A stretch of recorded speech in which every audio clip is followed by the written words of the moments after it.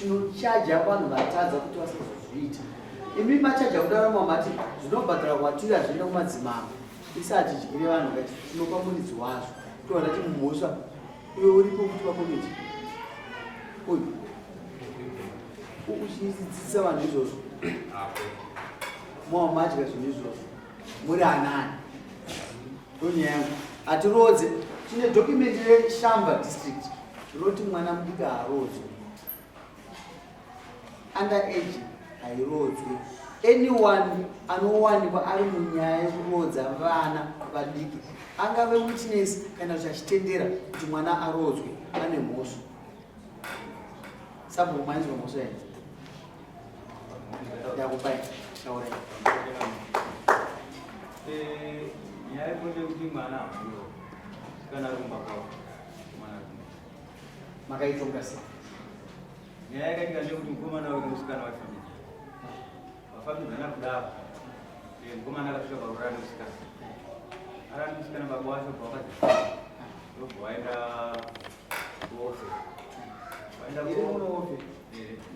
kuofe waenda kuofe wati kumapurisa wazoenda chipatara mwana anongororwa mwana bva aongororwa makazowandira papi nyaya ndei yakazodzoka manje wabva kupi wabva kuofe yazoka wabva kuofera omusikana ndobva wakauya waine tsanga akaenda vachiti izvo ndabva kuofera mwana wangu akakanganiswa akarara mukomana arara nemukomana saka ofe inonyorera tsamba izvo ofe inonyorera tsamba izvo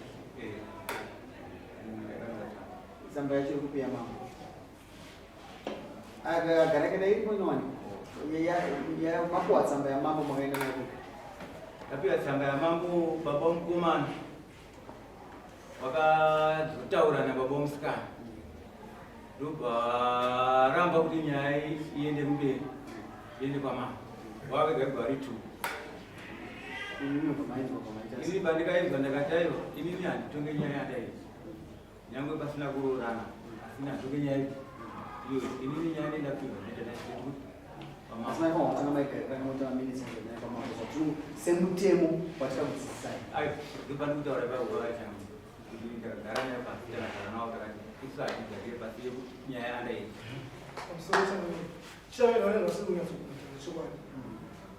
komiti iri kusei ave komiti havazivi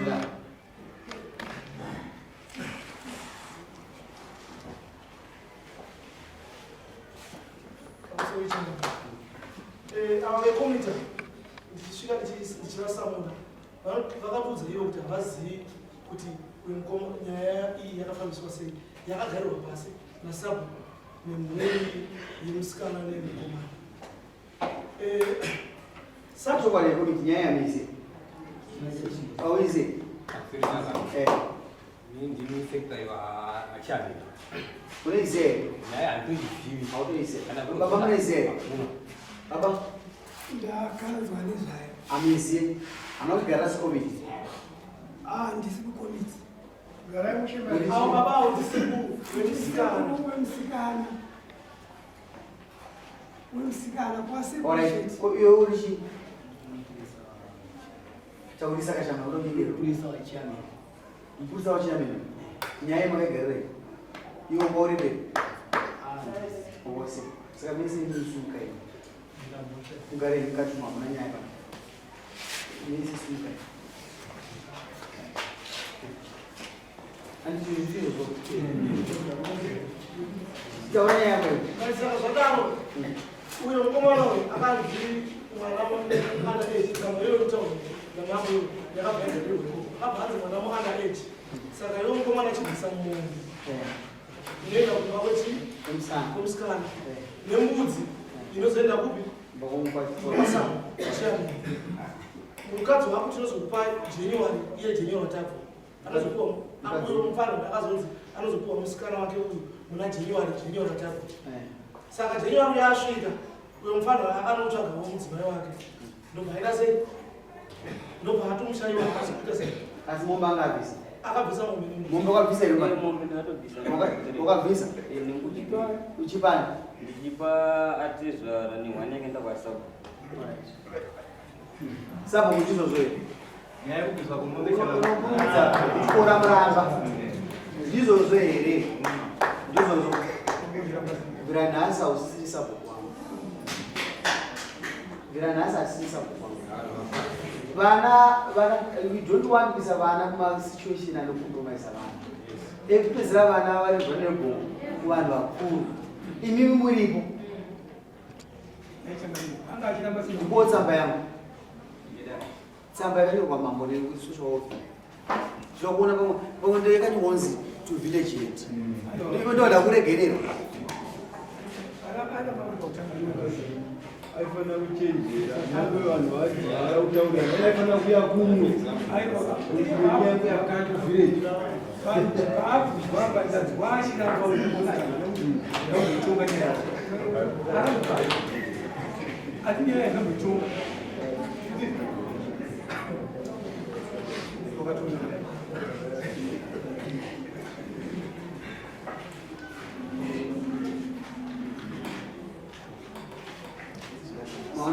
Maona serika nyonzani. Yakanza. Chifani. Unonzani nomdare. Nera chitu. Pamwe mtu wangu. Nere. Shumba. Icha chisinji. Chatembo mbaye. Tunoda kuti vanhu ndiyo huni. Manotsi ari kuseri kwawaerenga asapa. Ushuda usapa. Mai nasi kudzoka usi. Uya komiti. Uya asisi sabhuku kubvira nhasi. Usafarise, usapfeke bhachi. Ini ndakupfekesa bhachi rangu. Ndine reason yokupfekesa. Ndinotosereta kuti nhasi bhachi rakatoka nani. Zvinoona kupfeka zvese. Zvesocial welfare wapfeka. Ine munhu zvesocial welfare kuti uya asisi sabhuku wangu. Enda kuti upe mutengo wako. Iwewe ndokati uya mwana ane mhosva iyi. Asta zenti mimi mwisho. Ine Musa ina mkuu wangu.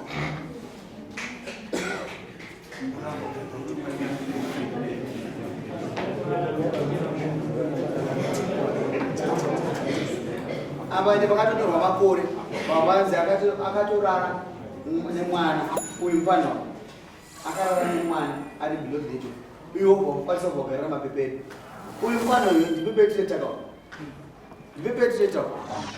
Hapana kwa minyengerera bozi ndopatuisa example ipapa kuti azviitwe but andichakwanisa kumuisa example kuti akaripira mhosva kune munhu aiti ndine authority akasevwa nasasa uyu aiti ndine authority saka iyeye manje mombe dzandaida kwandiri dzedze dzaimwara kuenda kuripira kuna baba wemunhu ndakudzida kubva kunani kuna uyu iwe ndo anowane mhosva misire mombe dzake ina dzanyanya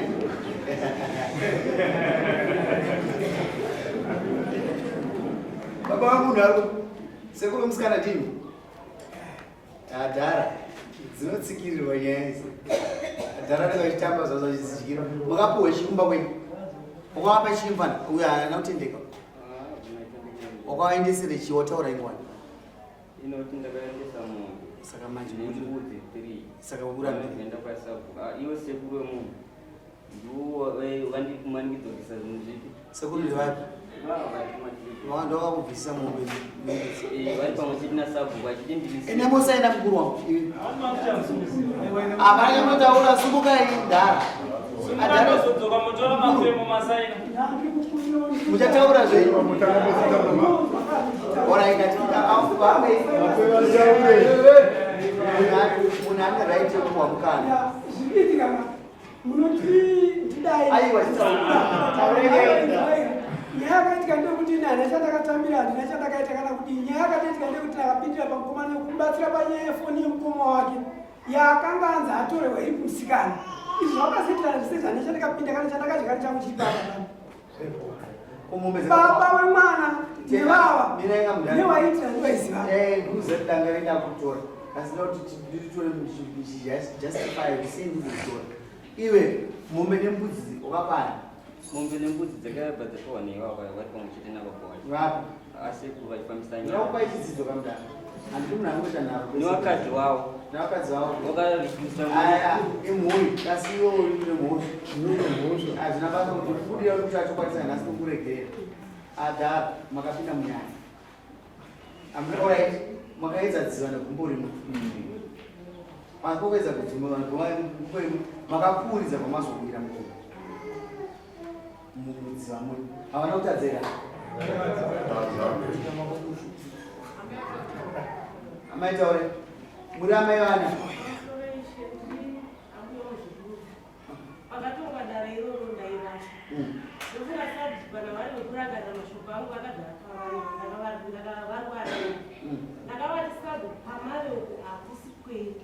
zvazvakadii kuti nyaya iyi ene kwachifa zvikanzi makachenjeresa amai kana ivo vari kuramba iva hapana idzidzisa vanga variko zvikanzi makachenjeresa amai vakudzosera nyaya kumashure vaitora mombe mbiri keshi kawani nemukudzuka nemadzoso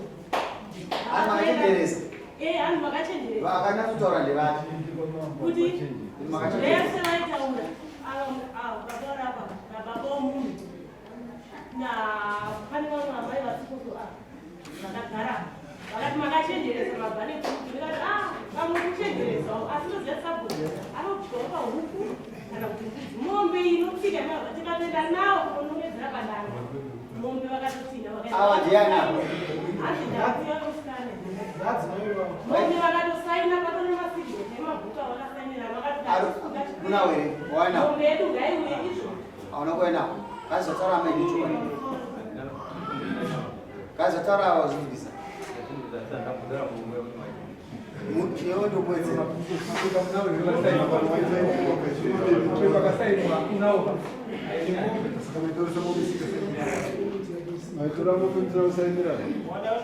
iwe shamai unaora kaasisawa pano siyatitesvika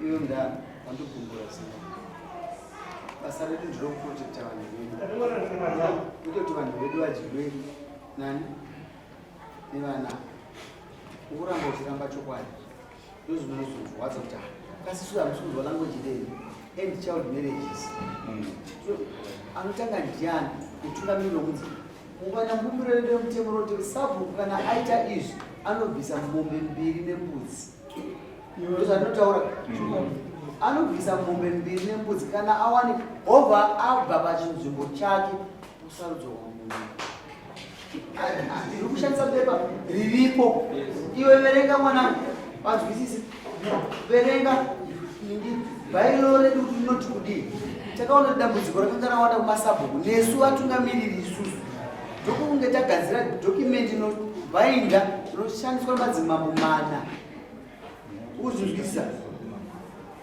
tese vedistrict redu isusu veshambo including kwaunogara ndo rati kushandisa tinotaura kuti ini ndivana pedyo ini mambo handicharodza mwana mudiki handiti kana kuroora mwana mudiki kana kurara naye zvimwezvo nasabhuku kana any person ari painfluential position meaning avo madhodha minangwa varidzi vemamisha nevatungamiriri muzvinhu zvikurira tese iwe uri mutungamiriri kana wasamusha uri painfluential position unove role model yemumwe mwana muraita ndinoda kuita uke baba ndingi vane unhu hwakanaka saka ndingakusiyeri naye marume unofanira kupai mutongo wenyu inoendera nezviro yakakuregedzera zviti washaya here verenga yavillage head yes every village head or chairperson or community leader that gets a report of child marriage and fails to report to the head of the chief shall be liable to fine not exceeding 2 goats and 2 cows and 2 goats.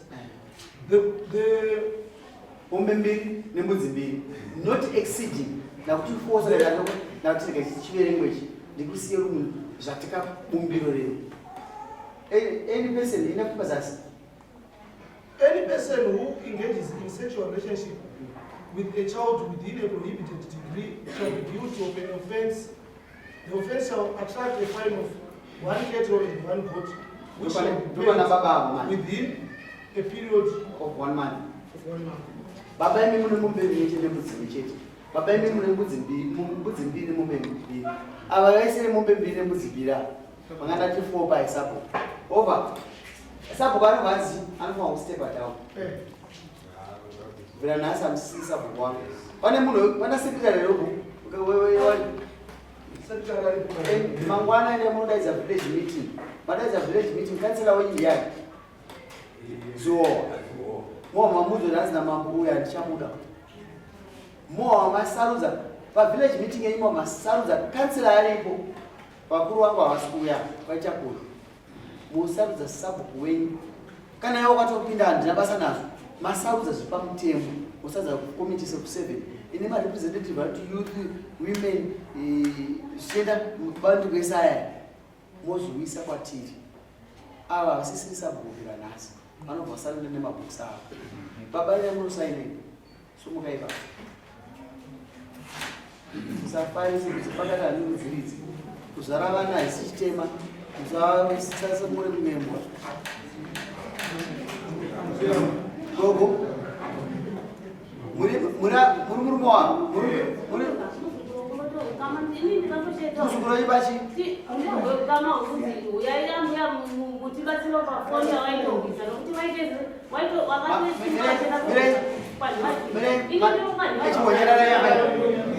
wati murume endai kugara iko kwati kutendera kudaro muise mombe nemudzi handidi kudaro baba toda respect